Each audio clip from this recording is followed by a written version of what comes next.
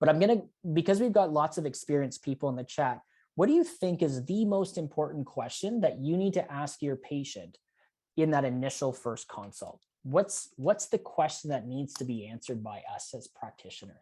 Rick, let's go to you first. If you think about a magic question that's going to help us build rapport and trust, what question do you want me to answer before you leave my office in the first 40 minutes? Am I going to be okay? Yeah, that's a good one. Lori, what's going to be the plan? Yep. Oh, what's causing the pain? Yeah. Like, what's wrong with me? Perfect. Why do I have pain? How long will it take? Perfect, Erdem. Perfect. Right? And if you look at the way that most of us as clinicians eventually started into our career, we never really told people how long it was going to take. We were afraid it was going to be too salesy, right? Or if we did say, hey, Rick, it's going to take you actually 3 months to get you back paddleboarding for an hour on the ocean with your daughter, you might be like, holy shit, really? An hour? Or I mean, 3 months to do an hour? Yeah, but that's okay. But we got baby steps to get there. Okay. What else do you see in there, Rick? I love what Alexandra wrote there. Like, I think, I think on your, I think it's really important to set the expectations like from day one of what that looks like and that plan of care and how long it takes. Most people don't talk about, they wing it week to week, right? But as a consumer, you don't want that. Like, you want to know, like, hey, what do I need to do? How long is it going to take? And when can I start doing my stuff again? Yeah. And the thing too, which is actually interesting, Ali, that's perfect, right? What are the expectations for day one? And what are some of their expectations moving forward? And it's tricky because it's not actually a comfortable question for us to be asking all the time. But here's what we've seen in, over the years. Some of this is obviously anecdotal based on experience. Some of it is actually people would tell you is documented. But here are the top 4 questions that we would need to ask. And in this situation, as Rick said, what is actually wrong with me? Right? So how many of your clinicians do you think would be able to tell patients what is actually wrong with them? Throw it in the chat. Let's say of 10 assessments this week, how many of those patients would leave your clinic knowing what is wrong with them? Ooh, 5. Okay. And I guess there's the things. It's actually still okay to not know what's wrong with somebody because maybe it's super complex. But to me, even just saying, hey, we may not really know yet, but we're going to figure it out together, I still accept that as, someone getting some reassurance of what's wrong with them. Okay. So I think this is important because if you have patients leaving your practices and they don't really know what's wrong with them at this point, you haven't had an opportunity to reduce fear, anxiety, provide reassurance. Like, those are key things that the evidence is telling us that we actually need to be able to actually help solve for the consumer. But here's another interesting question. If you don't really know what's wrong with that patient, how long until they come back in for their first follow-up visit? What do you think that would look like on average? Like, is it the next day? Is it within a couple days? Is it with a week apart? What would you say? Throw that in the chat. So you haven't even been able to ask that question yet. And someone's waiting another week to get an answer. Right? So that's, for me, if we want to be able to establish expertise, right, and build rapport and trust, we actually need some frequency with patients. Okay. So next thing for us to do is, am I going to be okay? There's that question Rick had talked about. There's that reassurance. So same thing. And we're not going to go through each of these, but I want you guys to reflect on, our practices and what we've done really well and how we can support our clinicians even further. Do you know how to fix me? Right? I think there's a lot of evidence that suggests that we should move away from this fixer mentality and just focusing on biomechanics. So again, can we reframe this? Can we pre-frame them in a way of saying, what can I as the patient do to make this better? What can I as the therapist offer to make it better? Okay. And I do think this is the one that's most important. This is where we'll wrap things up is, what actually is the plan? If you look at that email back from that patient and things that we've heard from Rick today, patients actually want to know what the follow-up plan is. Okay. There may be some resistance and some uncertainty around what's the frequency of that plan.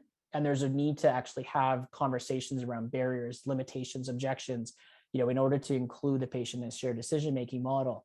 But what's very important is to know is the patient is going to want to know the plan and how much is this going to cost me? Okay. How many of you, though, do you think that as a clinician or your clinicians themselves would be stuck at thinking that the cost piece is about money.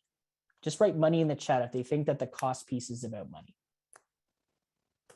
Rick, what do you think is the biggest barrier for somebody to continue going to therapy?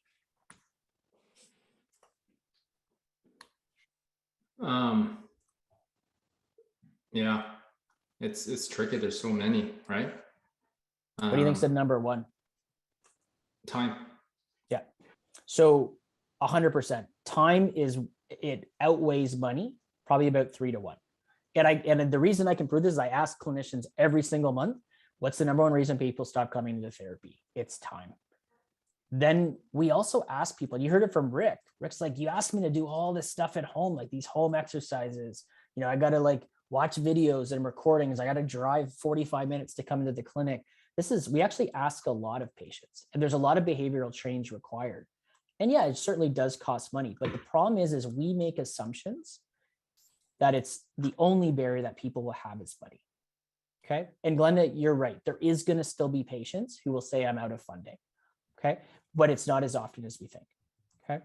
And maybe it's the ones that we dwell on, but this is where we actually have to get clinicians very comfortable asking these particular questions. Okay. And knowing more than it just goes beyond what's actually in the actual interaction on just funding versus time. Last thing though, is this is what you got to get all of your staff to think about is, as a clinician, we're actually our best treatment technique and our best caseload builders. It's not what's all about the hard skills. Hard skills are obviously critical and important, but you're your best treatment technique. And this is one of the big things that we always look at. And people will ask me all the time, can we talk about PVA? I don't often talk about PVA. I showed you sort of where I would focus, graduation rate versus self-discharge rate. But, these individuals are seeing a change in their PVA. These individuals are seeing a change in how busy their schedule is. It's not actually because, I'm teaching them specifically to increase their PVA. They're actually putting these processes in place. This individual that I was working with, her clinic owner themselves was like, I don't know what you've been changing, but it's working. What have you been doing? And this individual, who is 1 year out of school, was actually teaching some of the senior clinicians in her practice for the owner how to actually see the value and the rationale to actually provide a treatment plan and start to really focus for patients on what's the plan and basically answering those magic questions. Because whether you've been out of school for many, many years and you've got great experience, or whether you're a junior clinician, we all can see some major significant improvement. That was awesome, man. That was awesome. Hey, everyone, what was your biggest takeaway so far from Daryl? Type that in the chat. I'm just curious, what is your biggest takeaway from what just Daryl's talked about that in the last like 40 so minutes, right? Right? Evan's like cake, right? Getting to the patient why, right? What else in there? I like our DEMS too, is, moving away from like patients are people, and people are complicated, but people are very much customers of our expertise. Yeah. If you start talking like this to if your clinicians start talking like this to their patients, or you start talking to your clinicians like this, you will move the PVA numbers, right? But if you use like the PVA metrics or these business metrics, like on your staff, and they're already like worried about what you say, like that's where you're not getting those type of results, so. Okay. Yeah. And the thing too is to remember, you got to almost be like for those of you that have kids, right? When your kid keeps asking like, why? Rick, tell me why. Tell me why. We just got to get into the same habit. Rick, paddleboarding. Rick, tell me why paddleboarding is so important to you. Just get used to that habit. Okay. Cool. How many